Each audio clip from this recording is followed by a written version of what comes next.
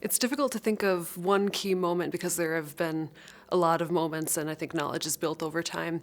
But so I've had a lot of good moments in my classes where I've been really inspired by what my teachers and my colleagues had to say, and where I felt challenged to do my best work. But I've also had a lot of good key moments in my work as a graduate consultant at the Center for Writing. And there's one student in particular with whom I've had a really nice key experience. And when she first came in to work with me, she was kind of skeptical and disinterested in the work that we were going to do and in the questions I was asking her and the suggestions that I was making. But then over time, for whatever reason, she came back to work with me more and more.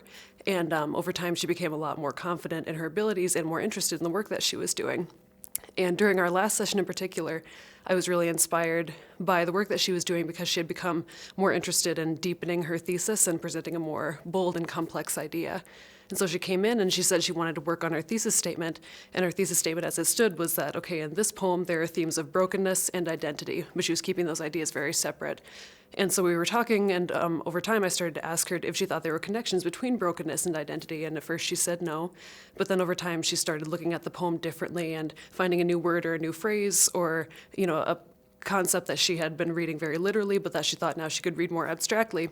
And over time, she decided that, brokenness was really connected to identity, and that brokenness not only challenges and complicates, but also really helps to develop a really beautiful identity in the poem and, in the world at large. And so I was very inspired because I had been able in some small way to do for her what my professors here have done for me, and that's by helping me to really look at the world in a more complex way and to make connections between ideas, so that the work that we do here is much more than just reading and understanding a text, but also making connections and finding paradoxes and realizing that the world isn't straightforward, but that we can still come closer to understanding it.